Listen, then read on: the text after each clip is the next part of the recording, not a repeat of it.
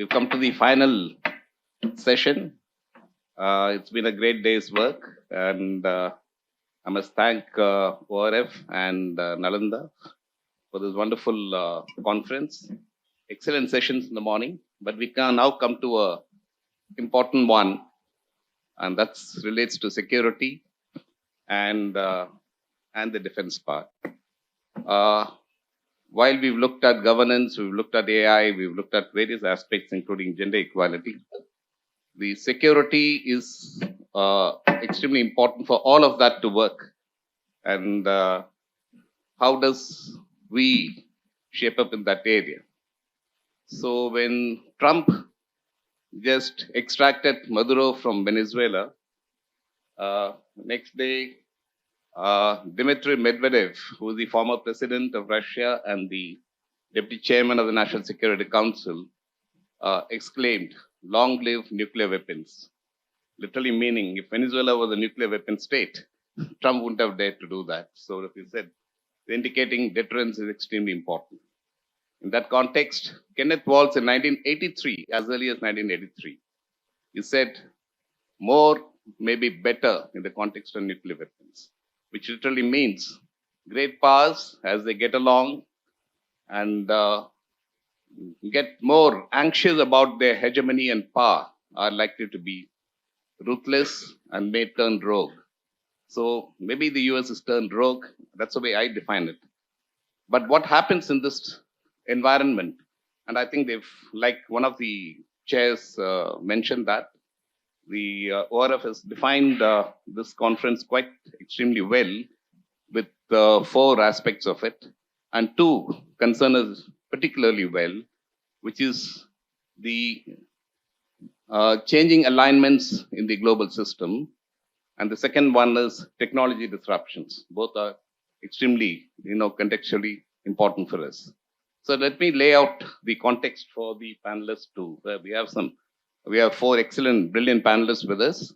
AVM Anil Golani, who's the Director General of Center for Aerospace Studies and Aerospace Power and Strategic Studies.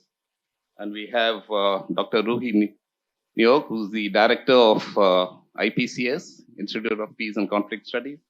We have Major General Vadoria, who's the Director General of CLAWS. And of course, we have Nitin Gokhale, who's an extremely well-known journalist and heads organization Bharat Shakti in Delhi.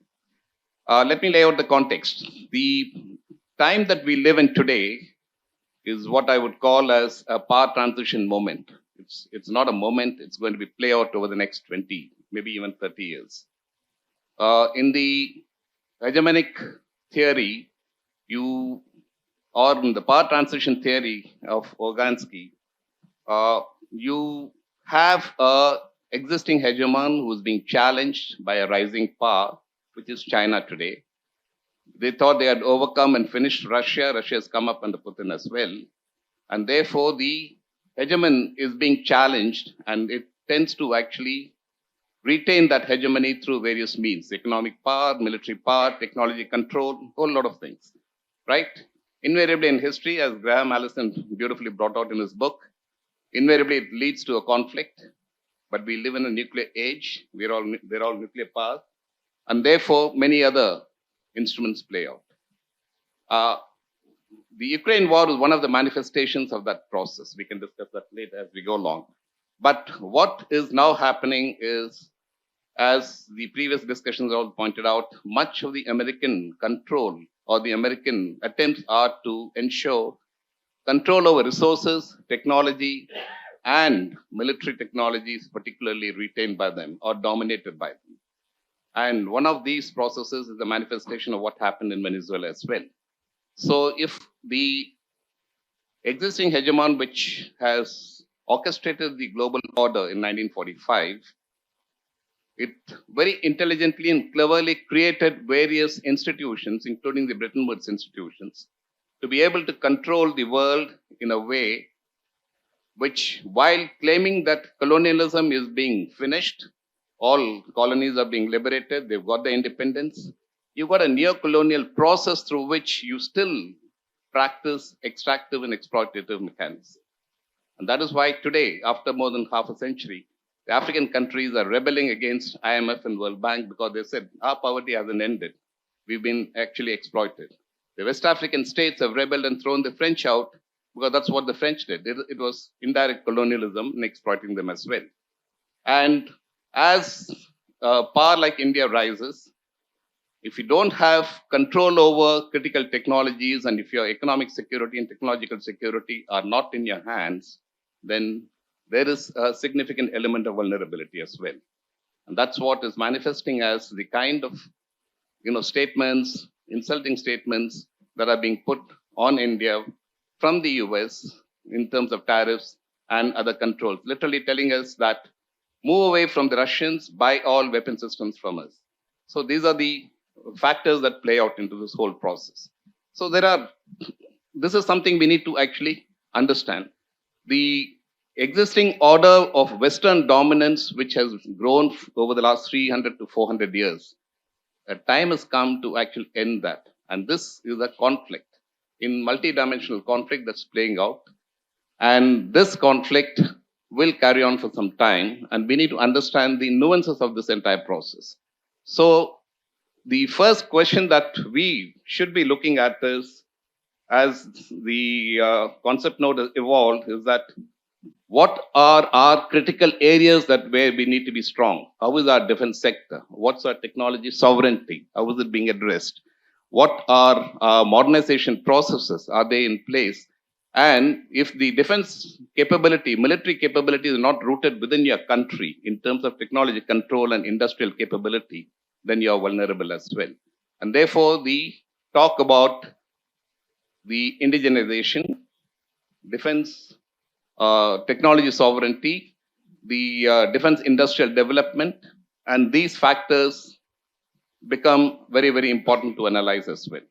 So I'm going to actually pose these three questions to the panelists, starting off with even Golani to comment on what is the status of our capabilities in the context of military modernization related to our defense industrial ecosystem, our industrial capability with respect to critical technologies, and how this is playing out in terms of our strategies, whether we have the right strategy, whether you have a long-term strategy, or do we need to actually look at the whole process differently?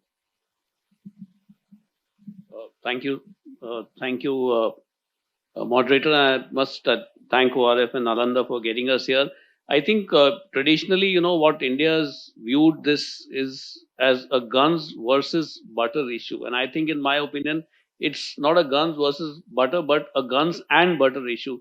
Because any nation which is not militarily strong cannot, be a developed or Viksit Bharat that what we are wanting to be. And I think we made the comment about nuclear weapons.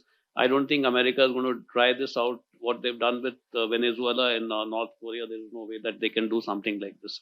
So when it comes to our defense, indigenization, Atmanirbhar, I think we focus on platforms, we focus on aero engine technology. I mean, this is a critical technology that we should have, started, though we started the journey long back, but we've not been able to get there and achieve that. But I think there are many more enabling technologies as well, which, relate to your critical technologies like artificial intelligence, cyber, hypersonics and all, where we are not there as yet. And I think what India as a nation needs to do is to focus on critical core technologies, get them into mission mode, have dedicated people who are authorized to do this work with accountability. Otherwise, we are never going to get there. The DRDO system, the overall needs to be there. I think the reforms, there was a committee which was set up, but we have not, seen results coming out of that. And I think what the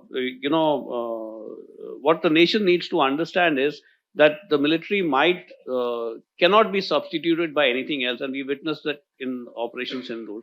So unless we hop onto the bus and get onto critical mission mode in terms of what is it that the critical capability that we need, and focus on that as such purely, and then get on to that. Talking of alliances and partnerships, I think we've seen America. There was, I think, just about a year or two ago, people were talking that this is the partnership of the century, which is going to change things. And I don't think people view it in the same manner anymore, in the manner in which Trump is, acting as of now. But I think it is for us to see, who are our partners, whether it's France or Russia, and then collaborate with them. Some of the projects have worked very well, like the BrahMos missile project, our collaboration with Russia. So these are the models that we need to look at, including the MRSAM project, which India has done with Israel. So I'll just stop at this.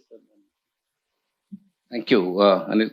Dr. Ruhi, let me ask this question in the context of India's strategic autonomy. Is something that we fiercely guard about.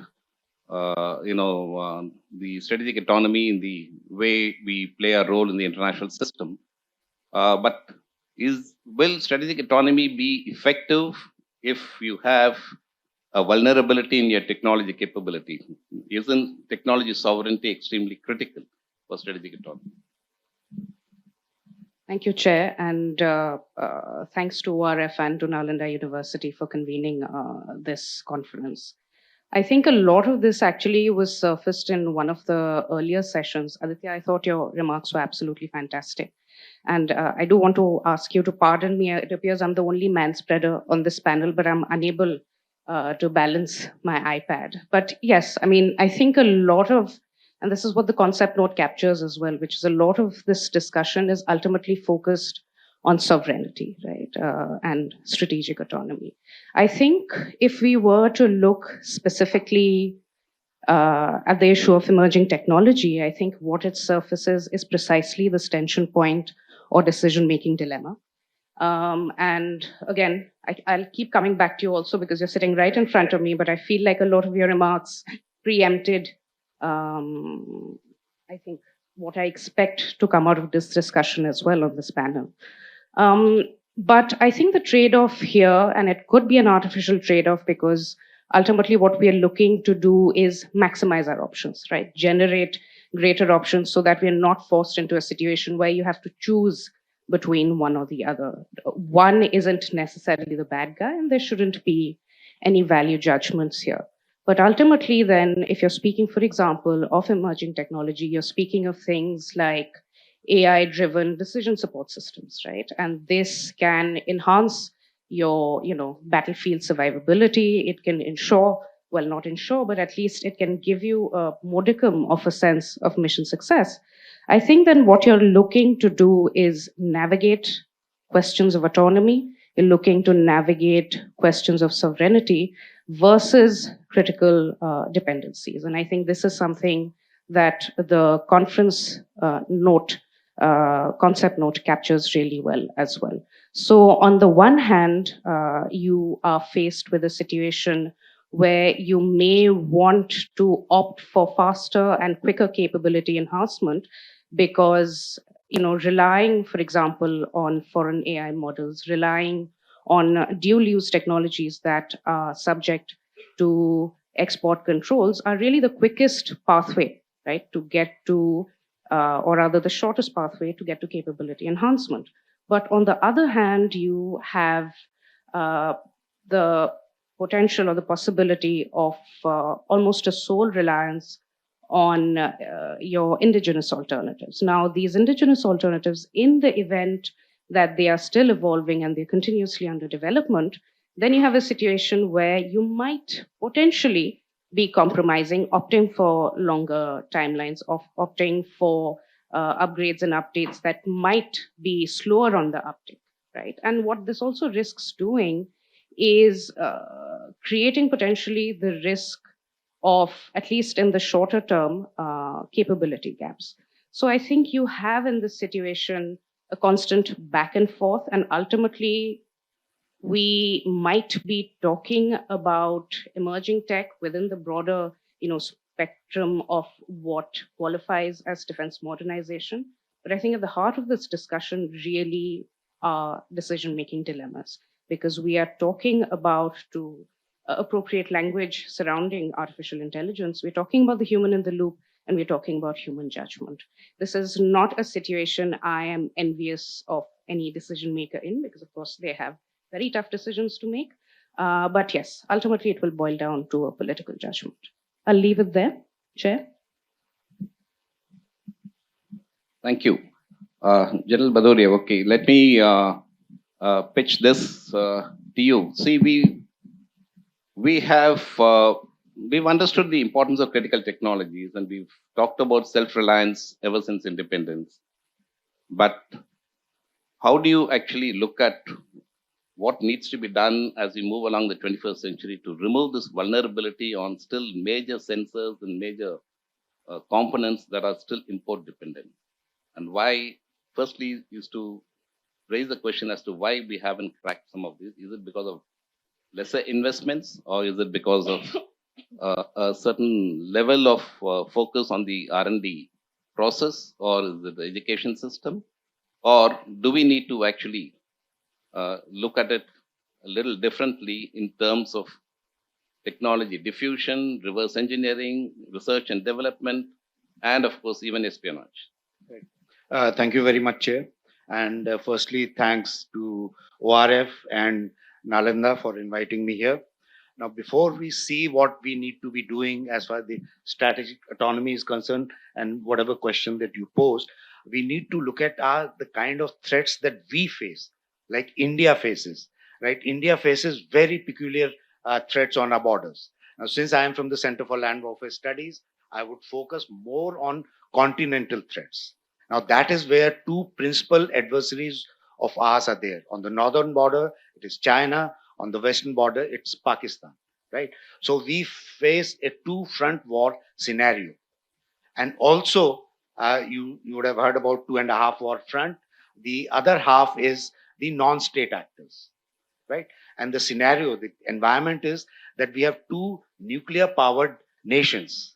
And with both of them, we have border dispute, right? So this is the security challenge that India faces.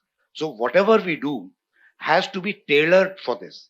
The kind of doctrines, the strategy, our equipment, everything has to be catering for this, right? Now, the second point that I wish to make is that we face 5 generations of the warfare, starting from very low, the trench warfare on the LOC. We are practically facing each other and firing at each other, right?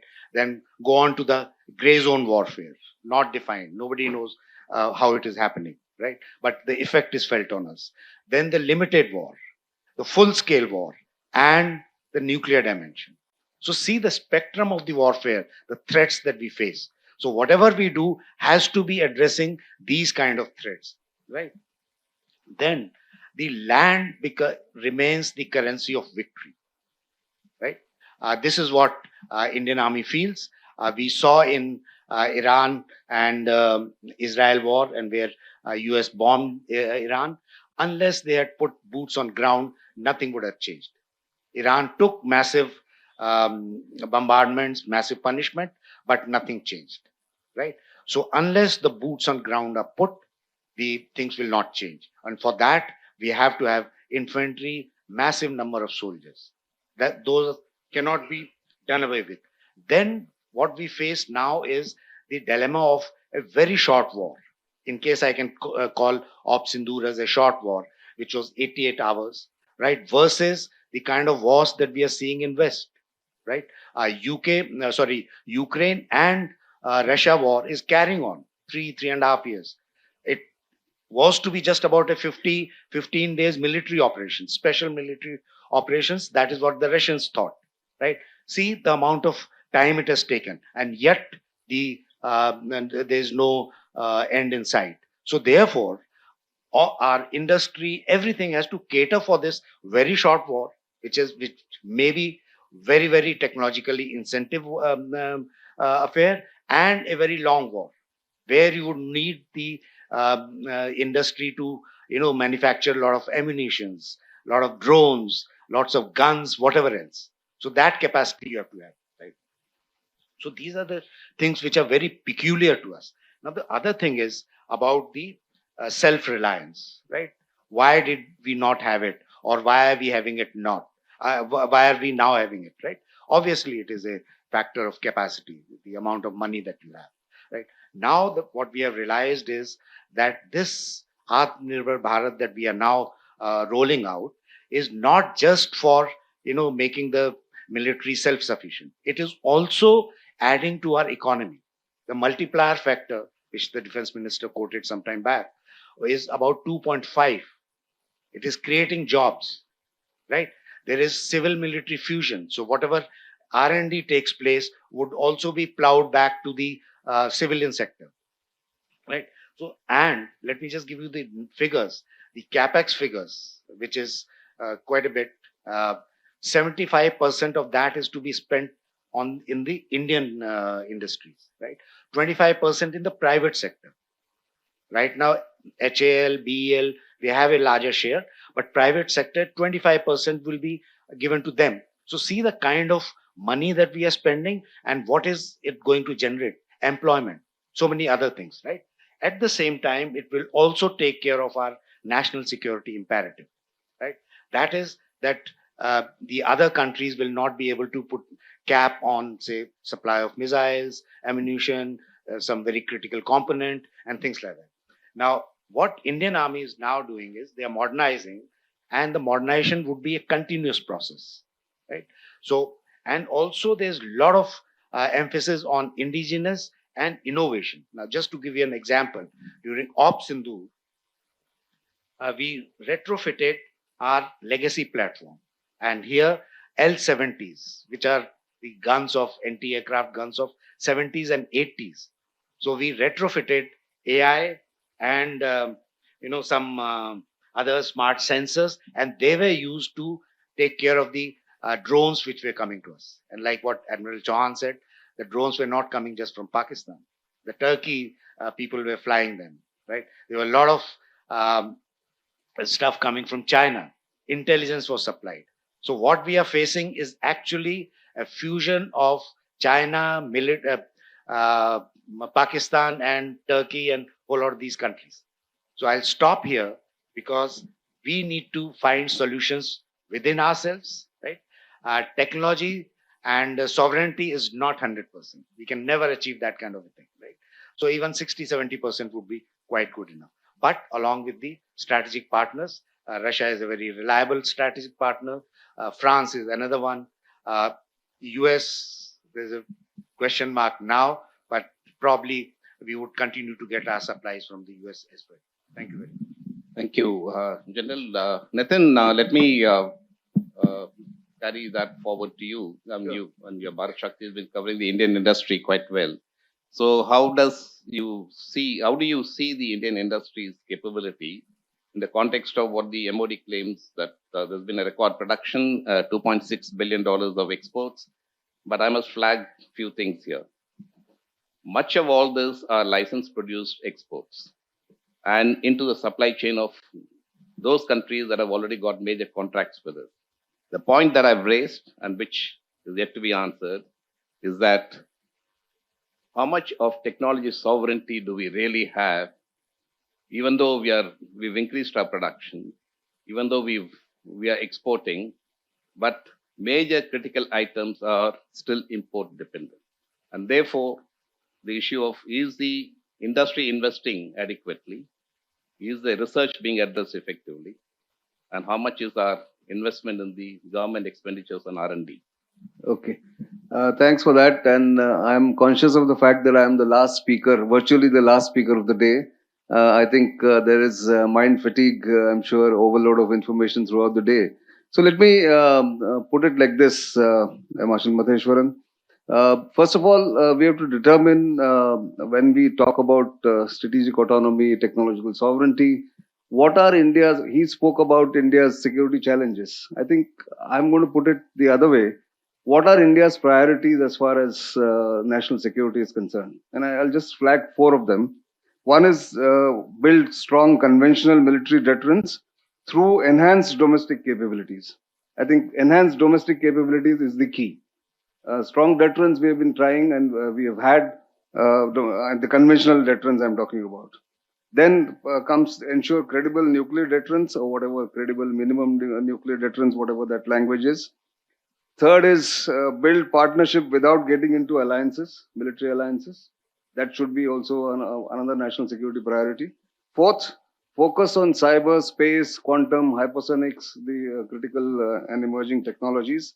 Only then, having set this framework for national security, then we look at the industry, the R&D, the government decisions. And Make in India started off in 2015 as a priority or as a policy. The Prime Minister announced it in the Aero India 2015, if I remember correctly. And then it sort of metamorphosed into Atmanirbhar Bharat or Atmanirbharta in defense in 2020 or 2021, because the size of the ship of the state is so big that it takes time to turn. By the time new policies, new rules and regulations have been put in place, the amendments in procurement manuals, procurement policies have taken place since 2016, then 2020, and now we are coming to this. Now, our problem in India is about getting technological sovereignty is that for so many years we never gave attention to technological sovereignty. We were happy with license production, as you mentioned. Now that we are thinking of doing your own technological sovereignty or creating partnerships which will give you technology sovereignty, the decision making is not as quick as it should be. Let's take the example of the jet engine. The DRDO tried with Rolls-Royce 70, 80 kilonewton jet engine for a while through GTRE, didn't work out. Now we heard that Safran will help, the French company will help India to do engine which will have complete IP will be owned by India, transferred to India at a later stage whenever it's done in 7-8 years, if it is done in this year. Are we buying that? Sorry? Are we buying that story? Okay, we'll come No, to that I'm not later. buying. I'm just saying, I'm hearing. What I said is, I'm hearing that this is going to happen. But linked to that are other caveats, and there are quid pro quos.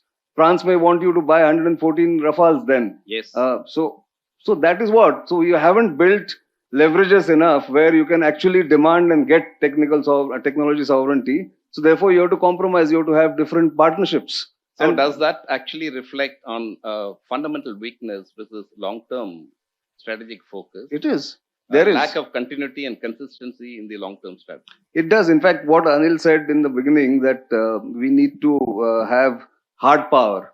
Now, we kept on talking about strategic autonomy. We want to be, first it was non-alignment. Now we are saying we are multi-aligned.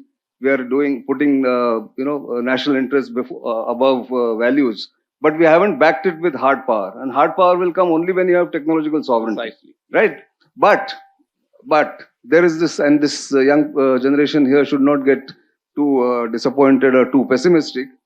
The minds, first of all, the biggest thing that needed to change across the board in the armed forces, among the users, the industry, the decision makers in the MOD, the politicians, the bureaucrats, is to look at strategic autonomy and hard power combined together.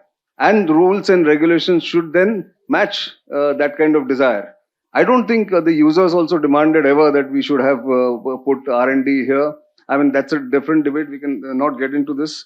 But the big change in mindset has to first come. Rules and regulations can be changed, and they are being changed, I'm told. They may not be fast enough.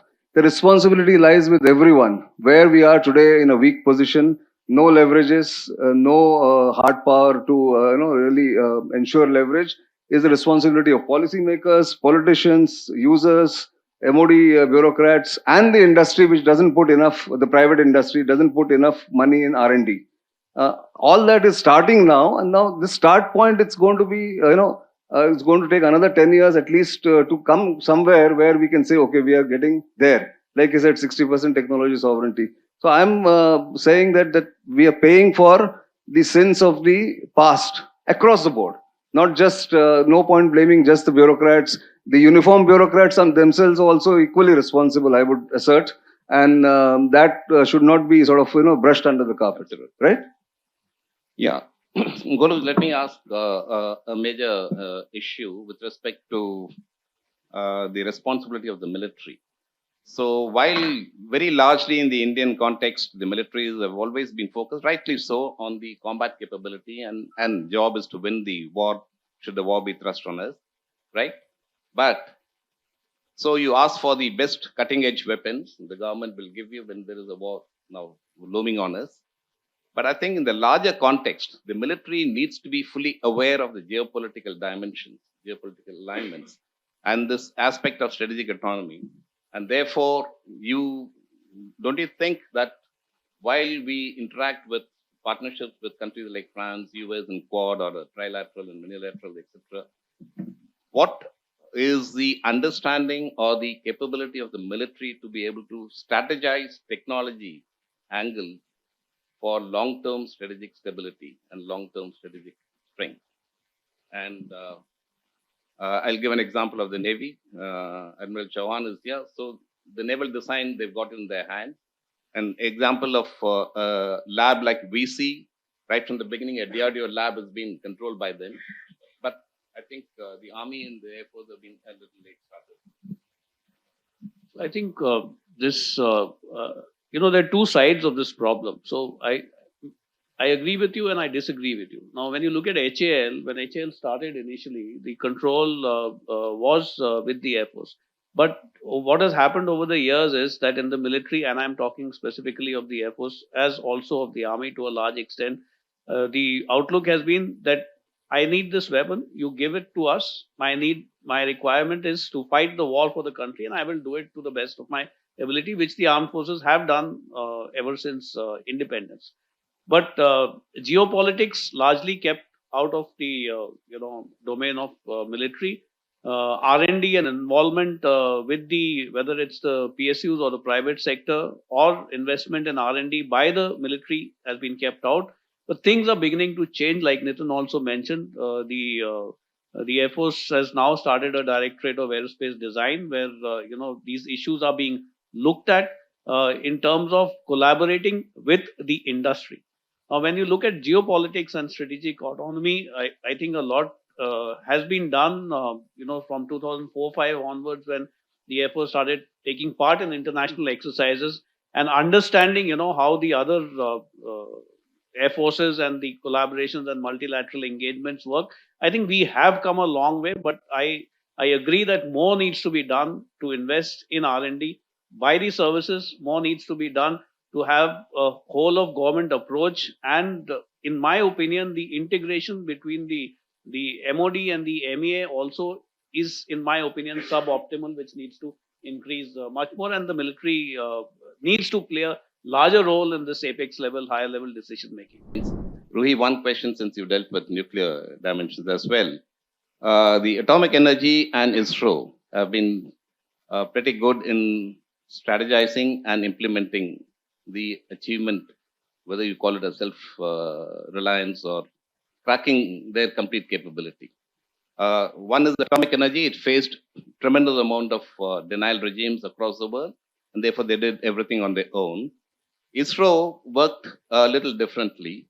Again, a very competitive technology development, critical technology identified, developed, mastered, but at the same time, they still had dependencies on other space agencies, and therefore they built excellent equations with NASA, Lab Cosmos, Japanese Defense Space Agency, and European Space Agency, etc. And they still maintain that process. At one point of time, when the military started interacting with ISRO, and I was ACS of space, they would say, don't come in uniform, come in civil dress, correct? That has changed now because there's more confidence. Is India a paradox? But because here you've done something well in getting critical capabilities in your control in two agencies. But in the military industrial complex, there seems to be a heavy, something has missed. While we talk about Make in India, the Make in India has two dimensions. One is to address the industrialization requirement, skills and jobs, and therefore it will largely be licensed production under license. But the other one is to innovate, develop, and get critical technologies under your control. You don't have to make everything, but you have to identify what are the critical technologies and then get them under control. And that's a very complex process. Has there been a problem in that area? Thank you, Chair, for the question. I think what you're referring to are basically kill chain capabilities. In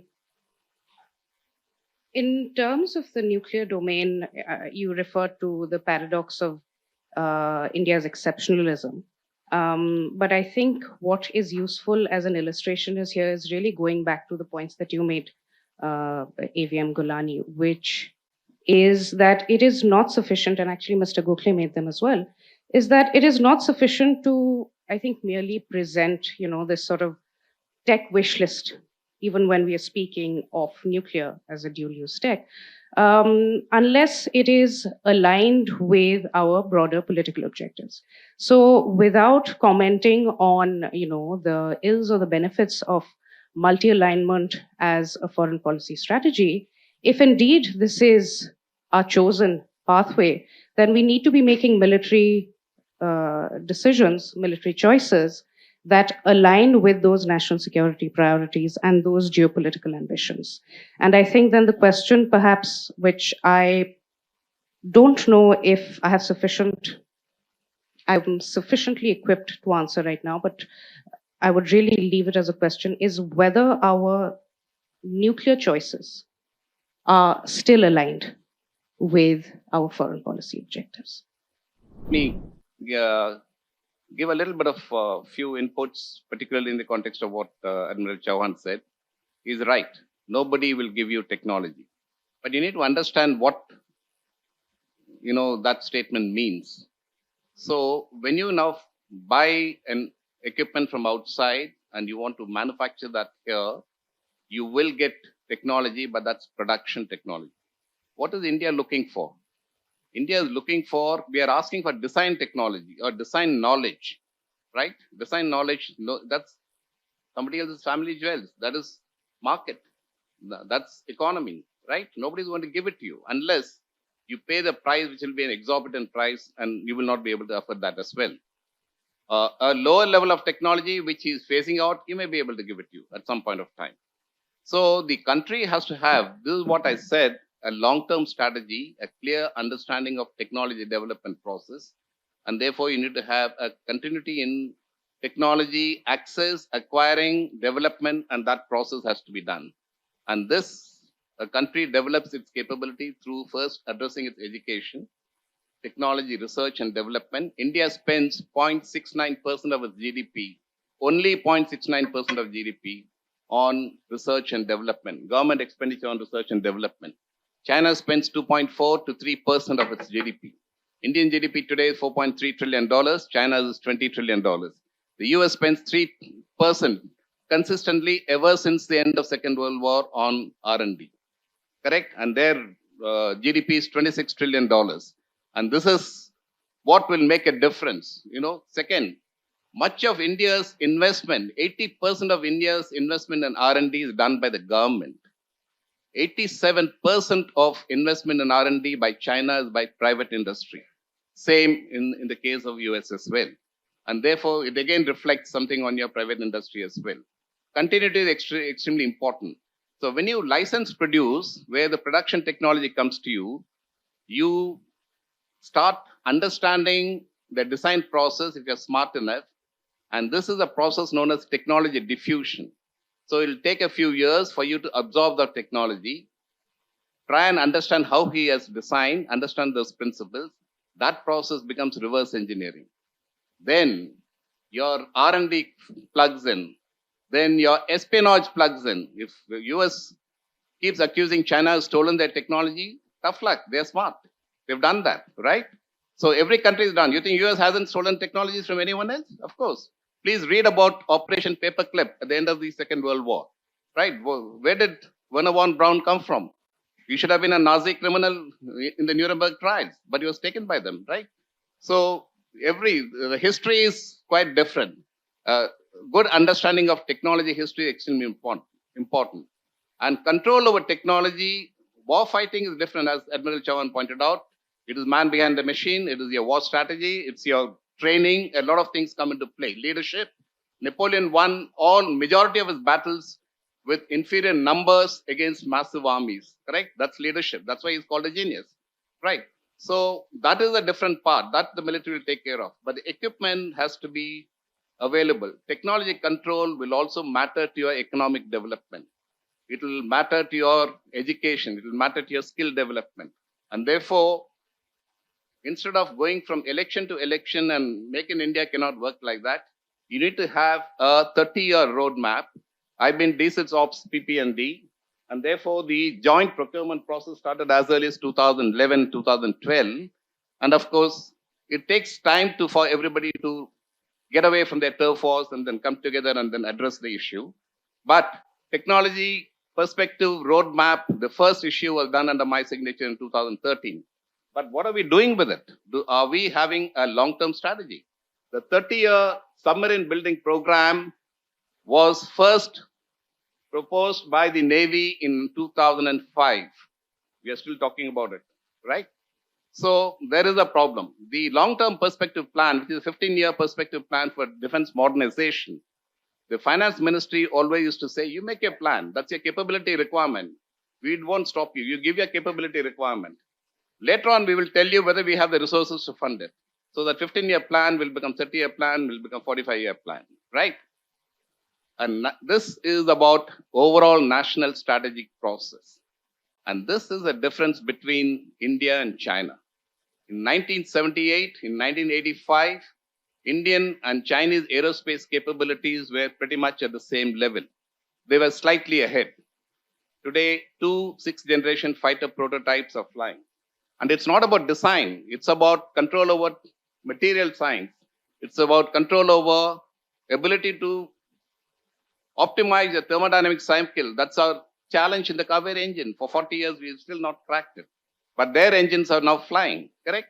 And all that needs a lot of investment. So if Chinese engines are flying today, it is not that they've done it in the last 20 years. That work started in the 1950s, when they first reverse engineered one of the MiG-15 engines and produced it and flew it, right? That is the most important. Kaveri still hasn't flown, right? So there is a larger issue that is at play in understanding this process.